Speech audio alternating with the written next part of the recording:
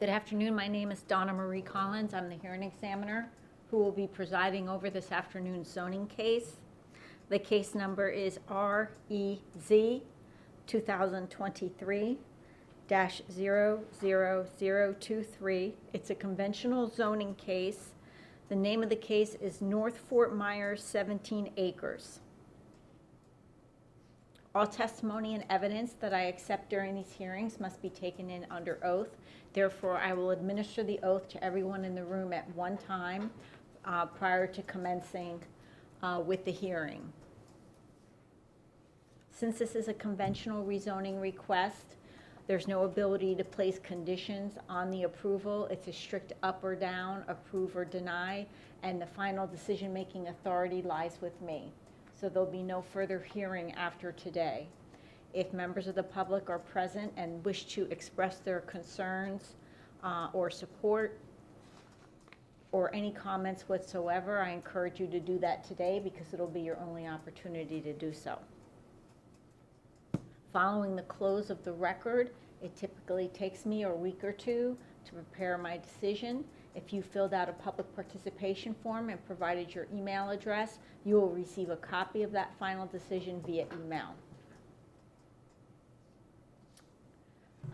Everyone who wishes to speak on the record, please raise your right hand. I'm going to administer the oath.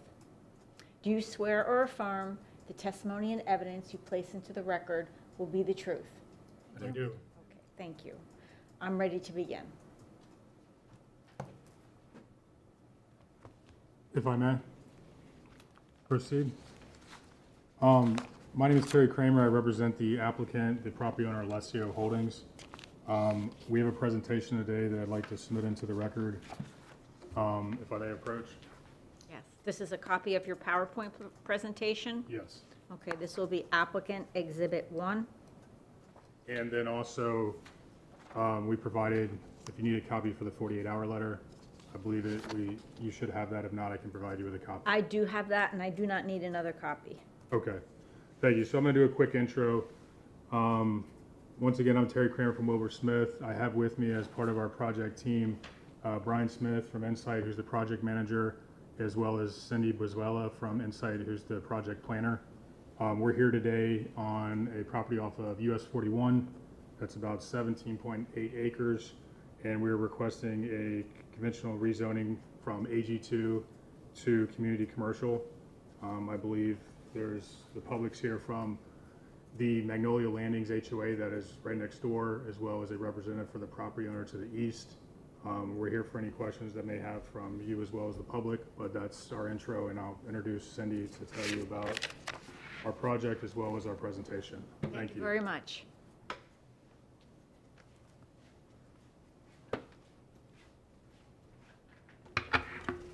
Good afternoon. My name is Cindy Brizuela. I have been previously qualified as an expert in Lee County's Land Development Code, as well as the Lee Plan, and asked to be qualified as such again for this hearing. Yes, please proceed. Thank you.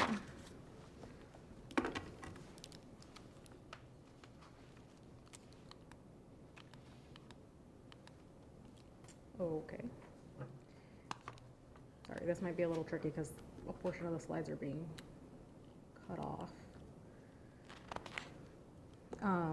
The subject property is located in the North Fort Myers planning community and is approximately 17.82 acres. The property abuts North Tamiami Trail to the west and is currently zoned Ag 2.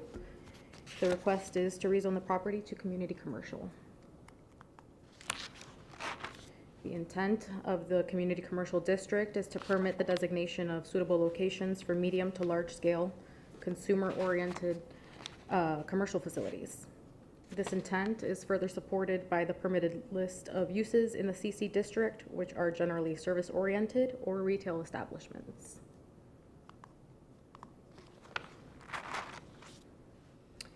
The property is subject to the provisions in Chapter 33 pertaining to commercial development along US 41 in the North Fort Myers community.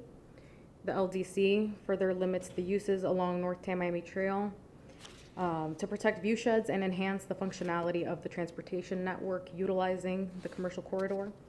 A number of intensive commercial uses trigger the special exception process prior. Who's controlling this? Let me see if I can fix this. What's going on here? Cindy, would you please speak up and slow down?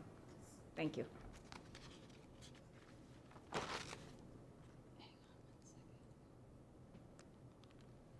Trying to get that PowerPoint realigned, because it wasn't advancing by page, it was, I think you put it on the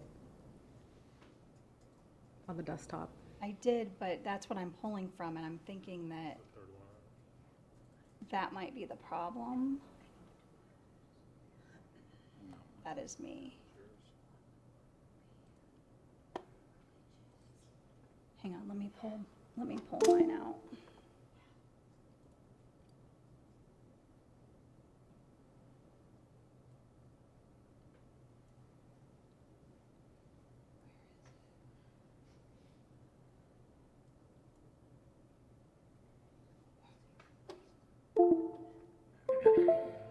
Do you need me to provide the flash drive again? It's like it's not reading it. I mean, this is your PowerPoint. If you click on full screen, that might help.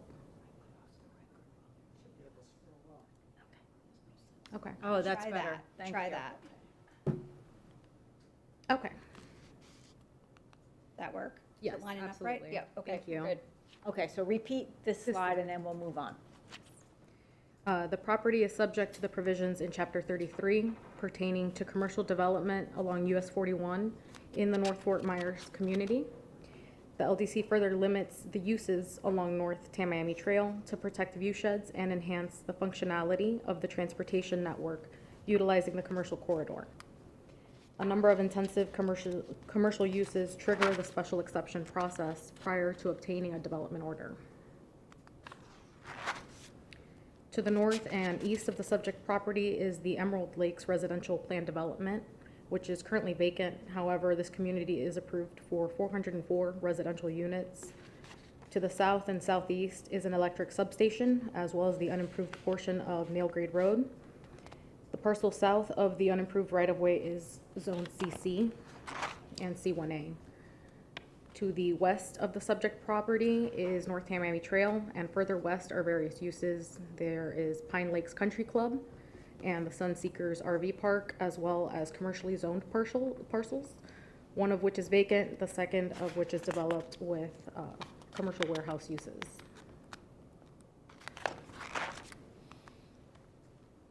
Water is available to the subject property and serviced through Lee County Utilities at the North Lee County Treatment Plant, and wastewater is available via Florida Governmental Utility Authority. LDC Section 34-145 describes the findings that need to be made for conventional rezoning cases. The rezoning must comply with the Lee Plan. B, it must meet this code and other applicable county regulations. C, it must be compatible with existing and planned uses in the surrounding area. D and E, that the rezoning will provide access sufficient to support the proposed development intensity and that the expected impacts on transportation facilities will be addressed by existing county regulations and conditions of approval. F, that the rezoning will not adversely affect environmentally critical or sensitive areas and natural resources. And G, that it will be served by urban services if located in a future urban area category. So first, the rezoning must comply with the Lee Plan. The proposed rezoning is consistent with policy 1.1.5 of the Lee Plan regarding the suburban future land use designation, which is predominantly assigned to residential areas, which need supporting commercial services to supply a vast range of goals and services. The rezoning is also consistent with Objective 1.5, which requires the designation of wetlands to be identified as such per Florida statute. A land use map boundary determination was previously applied to the subject property. This was done to correct the wetlands future land use. This application demonstrates that wetlands are located across 0.03 acres on the northwest perimeter of the site, adjacent to the US 41 right-of-way. Policy 1.5.1 limits uses in wetlands to low-density residential and recreational uses that will not adversely affect the ecological functions of wetlands. The site's 0.03 acres of wetlands have highly limited ecological functions due to their isolated nature and proximity to US 41. The rezoning is consistent with policies 2.1.1 and 2.2.1 of the Lee Plan, which require that future urban areas connect to urban services and the subject property is accessible via an adequate roadway, utilities, and other facilities to service the site. Additionally, consistent with standard 4.1.1, an environmental assessment of the site was provided, which affirms the findings of the previously approved land use map boundary determination. Okay, go back. So what does this bottom paragraph say? This is referring back to the map amendment? To the, yes, to the land use map boundary determination. Thank you. The rezoning is consistent with Goal 6 of the Lee Plan, specifically policies 6.1.1 and 6.1.4, which require future commercial development to be reviewed for traffic and access impacts, availability and adequacy of services and facilities, impact on adjacent land uses and surrounding neighborhoods, proximity to other similar centers, and environmental considerations.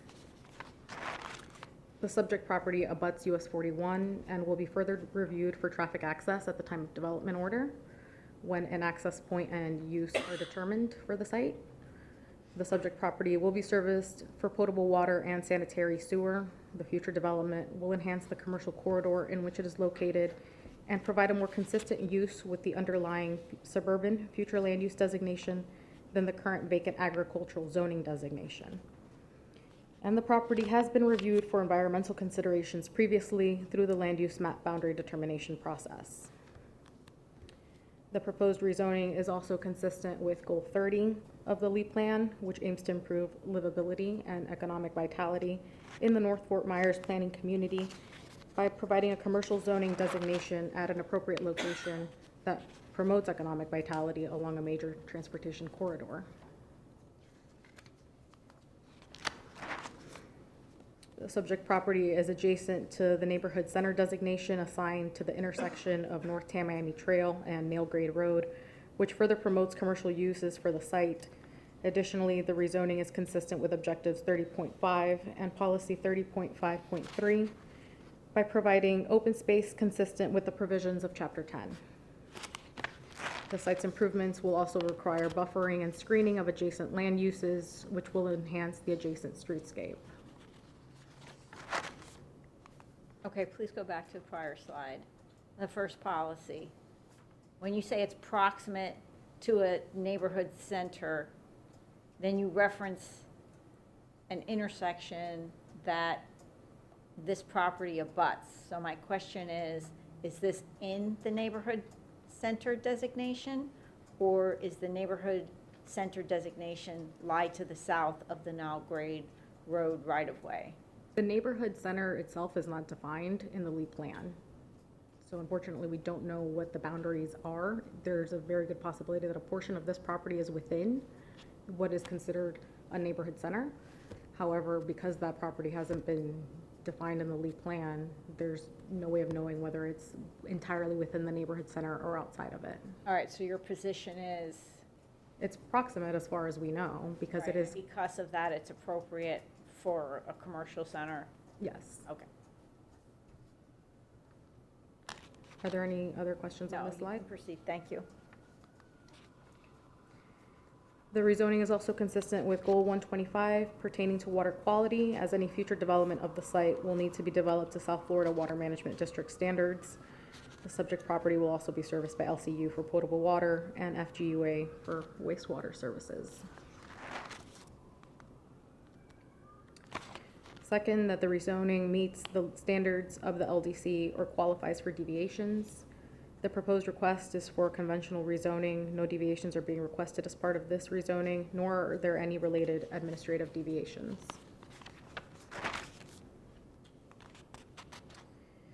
Thirdly, the rezoning must be compatible with existing and planned uses in the surrounding area. The proposed rezoning of the site is compatible with the existing and planned uses surrounding the area. Its location along a major arterial is suitable for commercial development.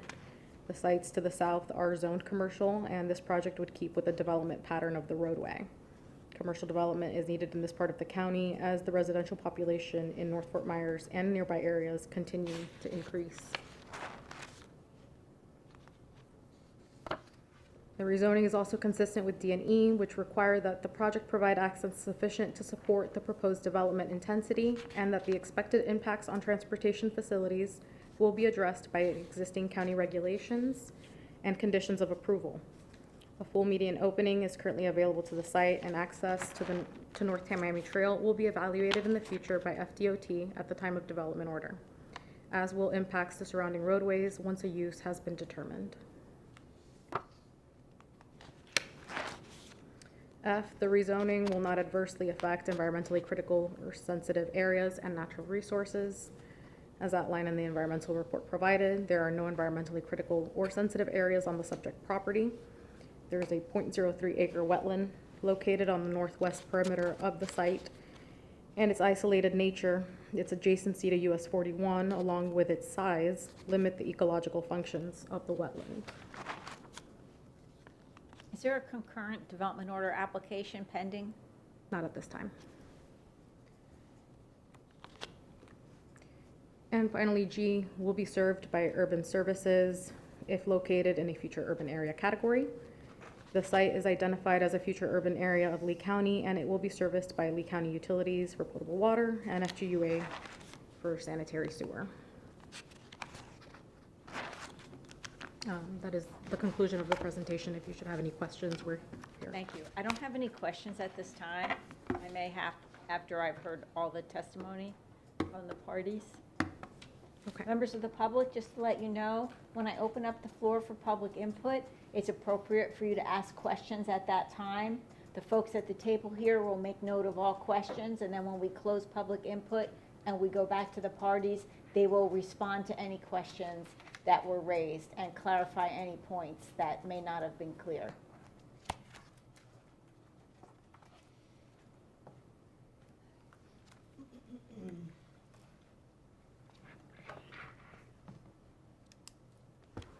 Good afternoon. I'm Beth Workman. I'm a principal planner with the zoning section. I have been accepted as an expert in the Land Development Code and Lee Plan, and I wish to do so today as well. Yes, please proceed. Thank you. The first thing I have is the PowerPoint presentation. This will be Staff Exhibit 2. Staff Exhibit 1 is the staff report. I only have one. Can you guys share? Yeah, we'll make it work. Okay, thank you. We'll make copies for her.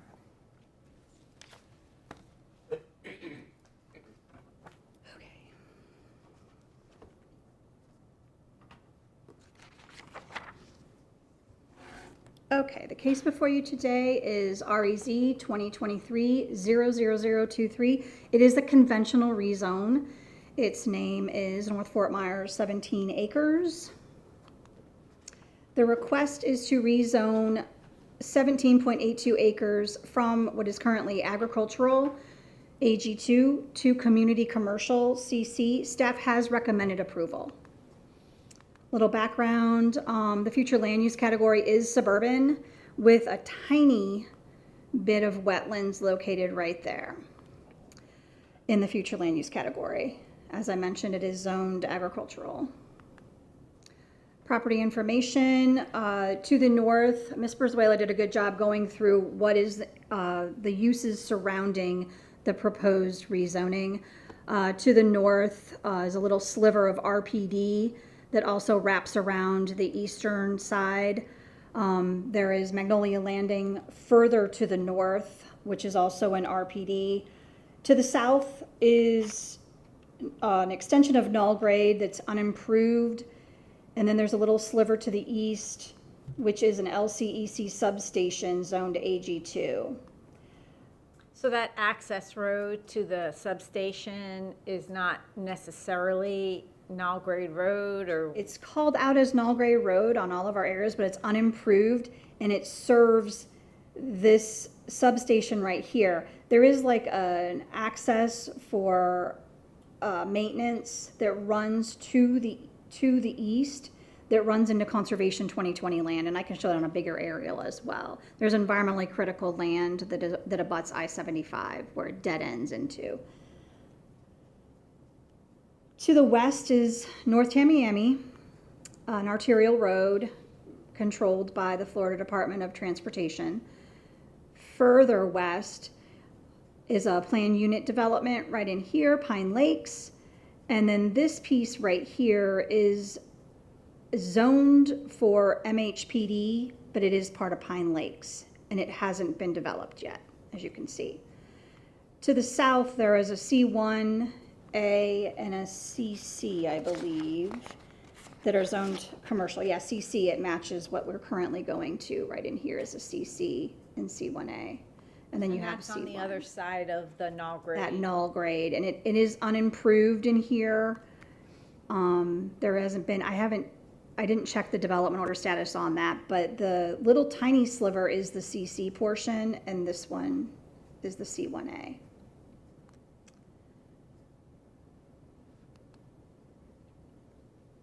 So this parcel went through map boundary adjustment because there were more wetlands located in the future land use category than the 0.3 that you see on this map right here.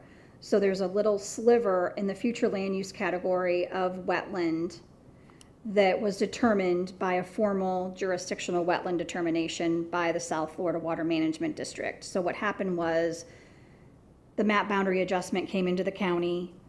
A flux map, which shows the lay of the land for vegetation and wetlands, was reviewed by staff. And what was in the wetland future land use category was pulled back per the state's document for the jurisdictional wetland determination. So what results in is this 0.03 in the future land use category. Now the map conforms to the state's determination. Correct. So, and this is important because one of the criteria for rezoning is environmentally sensitive. Are you impacting environmentally sensitive? How are you treating that? And what happens with this 0.03 at time of development order, the applicant will have to demonstrate compliance with the district permit for any mitigation that needs to happen for impacts to that, or if they're going to save that piece.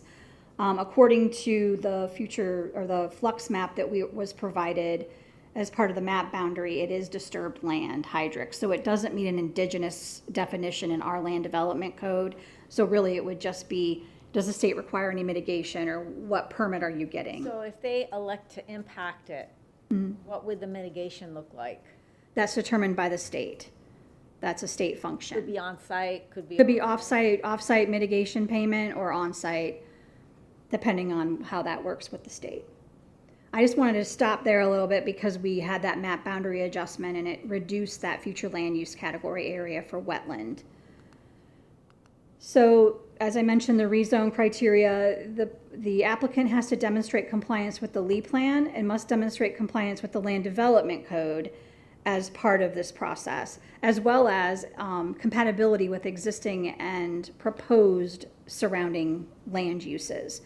So the C1A, the CC to the south that's not developed, you still have to be compatible with it. The RPD that's rezoned or the MHPD, you still have to be compatible with it. And so the other criteria is provide sufficient transportation facilities and sufficient access to support the intensity of the development. And then the environmentally critical component, which I went over a little bit.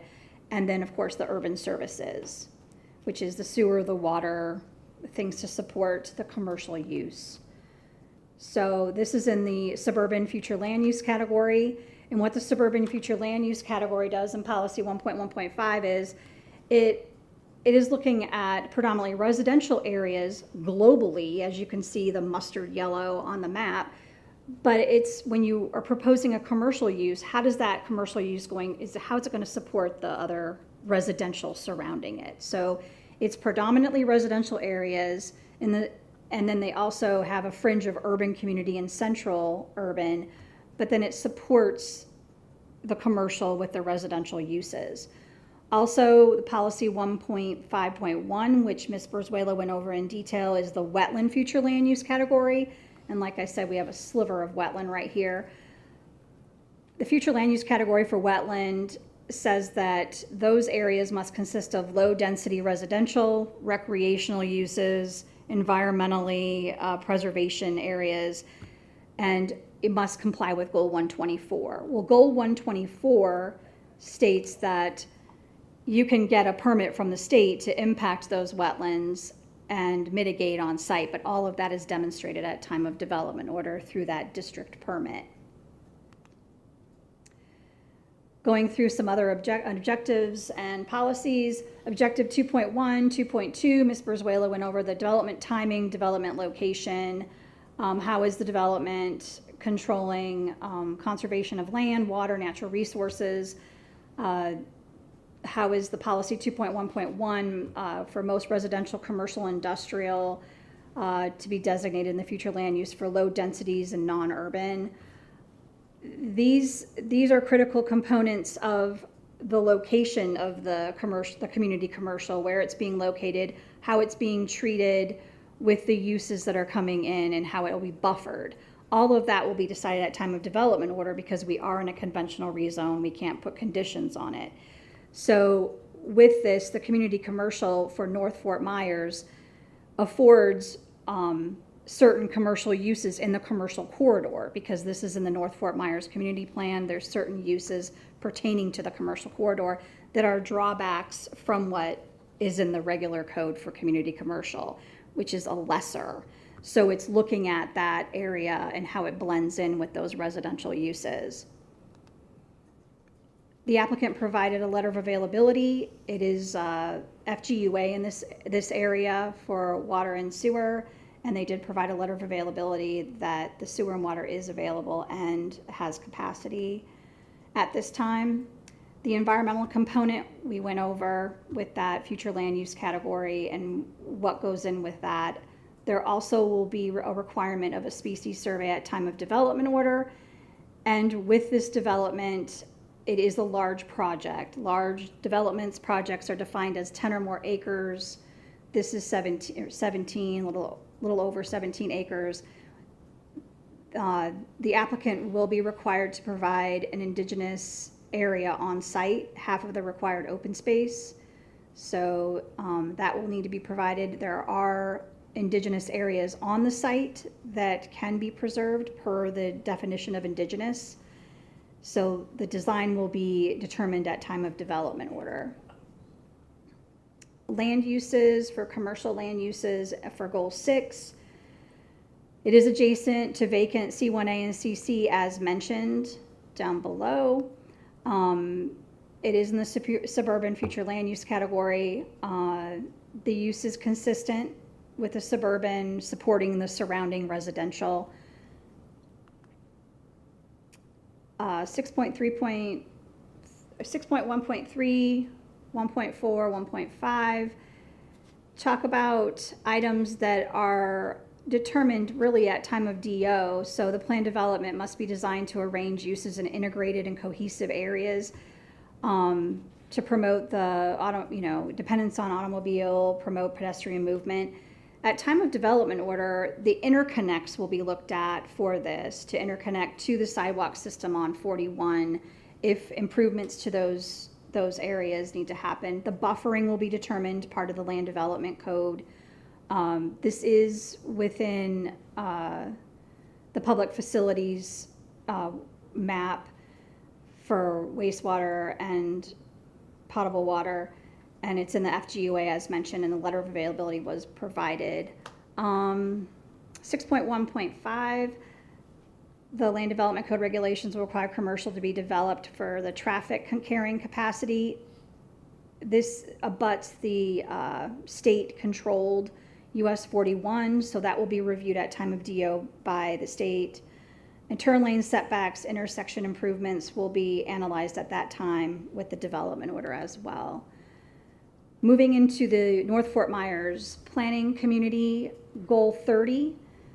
So Goal 30 speaks to the North Fort Myers aim to balance the marketable services in this area because it is in the commercial corridor. So North Fort Myers, when they designed their community plan, wanted this to be in the commercial corridor to support commercial uses for the adjacent residential community.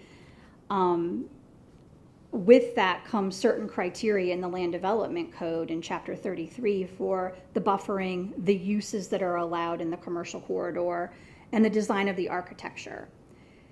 The neighborhood centers the way that the Lee plan sets it up in policy 30.2.4 as well in goal 30 is by intersections, as Ms. Brizuela said. And so with that comes the neighborhood centers require the connection, the interconnect. So the sidewalks, how does this connect within the development footprint? Because this is a 17-acre site. Connections between the commercial uses, how that's set up, and then the connections to the sidewalks along 41. 30.5.3 is the protect and conserve natural resources. Chapter 33 in the Land Development Code for North Fort Myers has specific requirements for tree protection. So at time of development order, the trees on site will be analyzed to see if they can be incorporated into the design of the property. That is in Land Development Code 33-1582. And then the applicant did perform a community planning meeting as part of the requirement for 33-1532 to run this by the community to get feedback. Will this project be required to provide that publicly accessible open space that's? Correct. It will be as part of the review. There is a publicly accessible open space requirement as part of Chapter 33 for North Fort Myers. So policy 123.2.4 and 123.3.1 pertain to the environment, natural resources. Like I said, this property will be required to provide a certain percentage of indigenous open space. The whole entire site will be required to provide 30% of the land as green space, of which 15% will need to be provided as the required indigenous open space. So this project is not near a wellfield protection. It will have to comply with the fertilizer ordinance in policy 125.1.2. It will need a district permit, and the surface and groundwater will be reviewed at time of DO as part of our review, as well as the district permit, the South Florida Water Management District permit. So there are no variances as part of this submittal. There was a formal jurisdictional wetland determination that was done as part of that map boundary adjustment, and it was in the file and attached to the staff report. It is in compliance with the North Fort Myers Community Plan, as well as the Land Development Code. It is compatible with the surrounding uses. It has sufficient the development intensity will not harm the surrounding uses, and the access provides sufficient capacity for the intensity that's proposed on site. It does have access to the state road.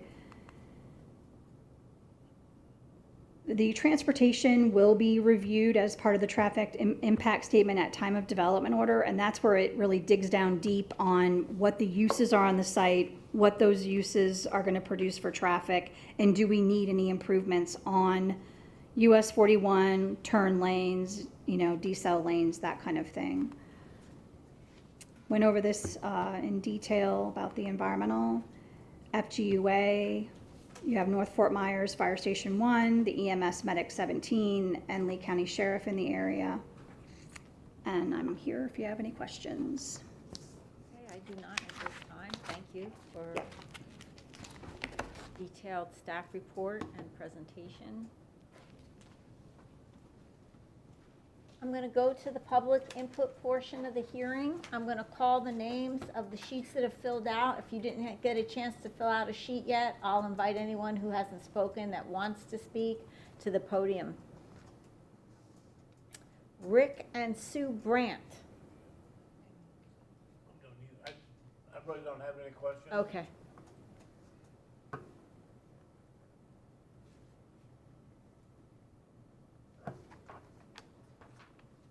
Sean Martin.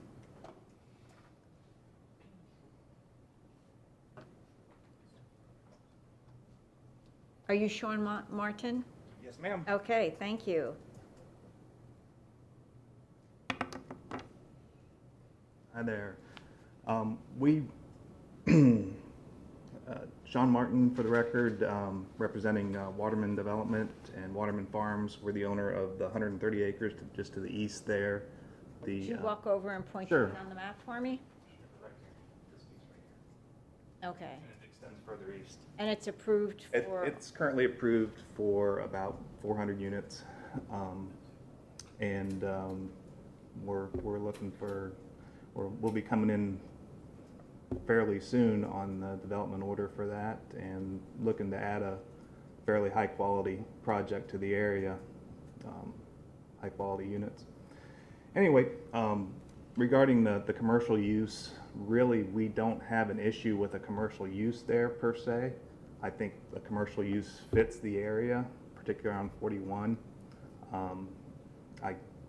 Being close to 20 acres, I do kind of believe that a CPD would be more appropriate than just straight conventional zoning, given the size and everything else, where things are a little bit more defined. I believe that's a little bit more appropriate. However, we have no issue with a commercial use there. I think a commercial use makes sense for that area. But the size, I think, would be more a PD type than just conventional. One of the specific issues we had with and this was brought up when we were contacted regarding maybe some cross access, et cetera, for the site, since we really border them on two sides there, is they had mentioned a potential temporary use that concerned us, and that was like an open storage, truck storage, that type of thing, which, as I understand, talking to Beth's been great, going back and forth with me since we got the notice, that even though I believe it's in the table, it's a special exception in the table, it's more of an intense use, probably borderline commercial intensive or industrial to me. And so I believe that then is an additional process. Now, as I Right, there understand would it, be it just further would come public through you. hearing. Okay, correct. And that was the specific, and some of those, the majority of the commercial uses make sense for the area. However, some of those more intense uses were a concern, particularly that one that was kind of brought up to us as potential, which was rather concerning, obviously, for a fairly, right adjacent to us. So really just wanted to get that on the record, that was our concern. Commercial makes sense. I think CPD makes more sense. However, the specific concern was more of the intense commercial or borderline industrial type uses, which like an open storage, truck storage, something like that, that was kind of put out there. Right, I'm not even certain that would be appropriate on that site. I Probably would not get approved in a special exception scenario. I mean, I can't say for sure, Yeah. but Okay. given the surrounding residential development, it seems like Yeah. without extensive buffering, that, Yeah, I mean, we want a commercial piece that fits in. I mean, obviously that area is growing, and we're more comfortable with it being part of the corridor overlay with the North Fort Myers. right, it's more So ideal for some sort of commercial services, given Right. the abundance of residential. Yeah, and we'll be adding to the residential, fairly soon, and would want commercial services for our residents. It's just, Yeah. we're looking for the higher quality, like everybody else is in the area. I think this is a growing corridor, so we want, high quality development in the area. That's really, I think, I had a copy of our approved RPD, but I don't think you really need it. It's been I mentioned. believe I have a copy of that. I just have the concept Yeah, plan is all. It's so. attached to my staff. Okay, that's So, yeah, Okay. the RPD. that's pretty much Thank you. it. Thank you. Mike and Roberta Racine. Hello. Hello. I just have one question. We are backed up. What's your name? Oh, I'm sorry. Roberta Racine, and I'm from Magnolia Landing. And we live on the north side of the berm in Magnolia Landing. And I just wanted to know if there's going to be a wall or anything in between the two properties? What two properties? Magnolia Landing? Yep, yeah, we're in the cul-de-sac. Because they're not abutting to you. The property isn't abutting. There's that hiatus there that's part of the Emerald Lakes RPD. Okay, as long as it's not gonna butt into our to the back of the property. Well, and I don't even know how wide that is, do we know? In that little strip right there? Yeah. Yeah,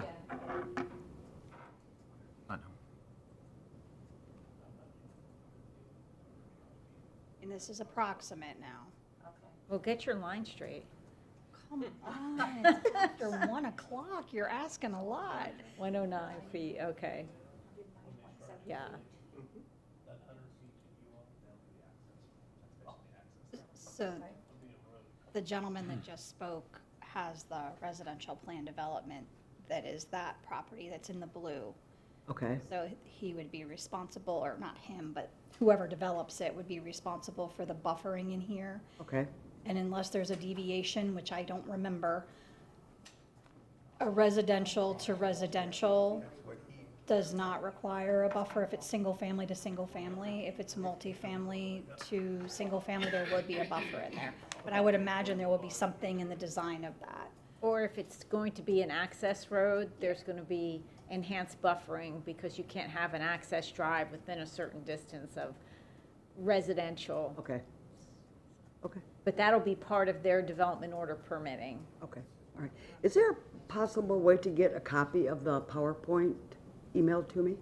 Yeah, That'd be wonderful. do that. Thank you. Which one, ours or the county's? How about both of them? Yeah. Can you give me your email address? Sure. It's RACINE Okay. 423 at Comcast.net. All right, you'll have that today. Perfect, thank you. Thank you. Thank you. Roberta, will Mike be speaking? No, okay. They're gonna be developed for road. Yeah. Emerald Lake. This one time you can speak for him? Laurent and Barbara Laverne? Yes, I don't have any questions at this time. Okay. All answered. Thank you. Thank you. And what about Laurent? No? Okay. Is there anyone else from the public that's present that would like to speak on the record?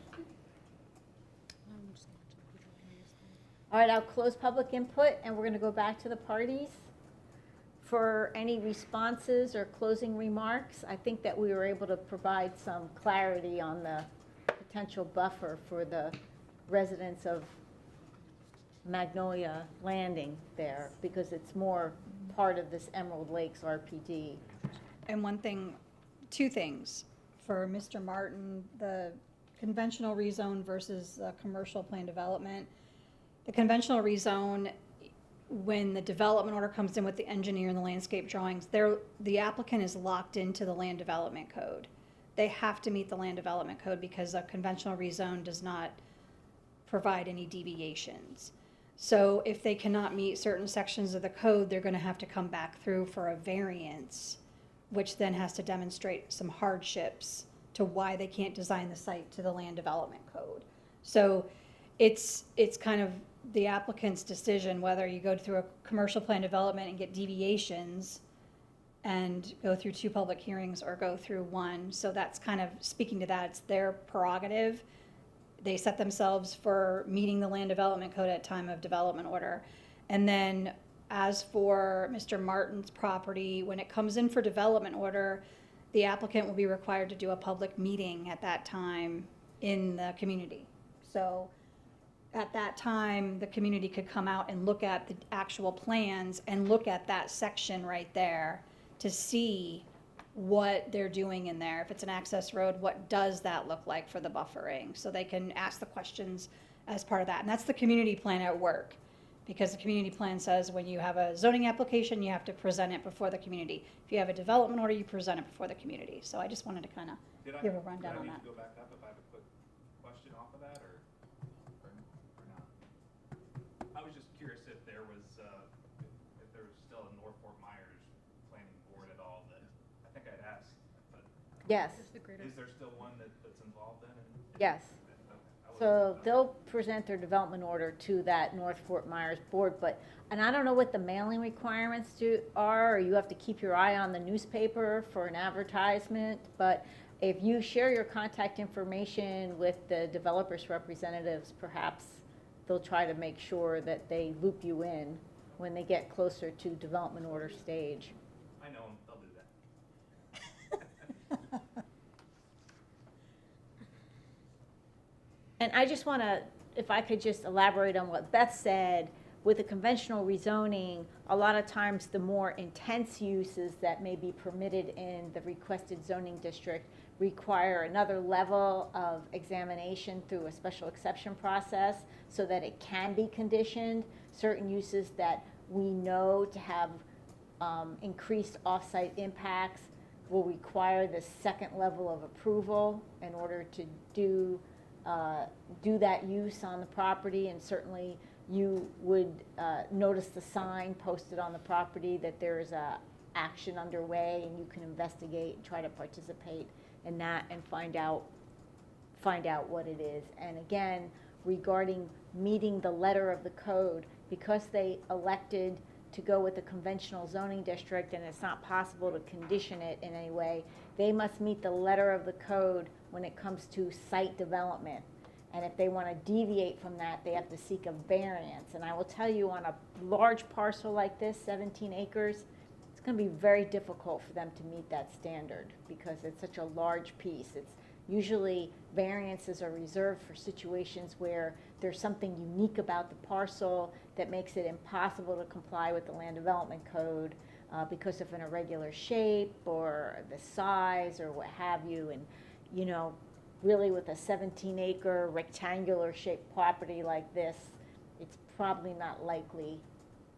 So just to let you know, if they were to go through a plan development zoning, the deviation standard is a much lower bar because you have the opportunity to affix conditions to perhaps address off-site impacts. So that's the difference here.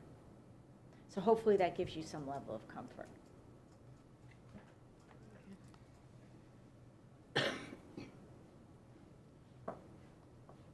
I did want to bring up one minor item regarding Mr. Martin's comments. There is no industrial permitted or any type of industrial permitted in the suburban future land use category in which this property is located. So there is no opportunity to do that without a comprehensive plan amendment. And is open storage a permitted use in CC? It is a special exception use via the commercial corridor regulations that are applicable to North Fort Myers, as Beth has kindly pulled up. Also, open storage has its own special set of conditions regarding Setbacks and buffering and visual screening, and that would all come into play Correct. if they sought that. Even if it's just sought on a temporary basis, they would have to comply with that. Thank you. Thank you. Cindy, is there anything else you want to put on the record? No, Thank you. thank you. Okay, thank you. I want to thank staff and the applicant. I feel as though I have all the documentation that I need to go through to render a final decision in this case. I appreciate the job you did on the staff report and in the applicant's narrative. I felt well prepared for this case. I will be doing a site check on the site sometime this week, and I hope to issue a decision in the near future. Thank you, everyone. Thank you. Thank you. Thank you.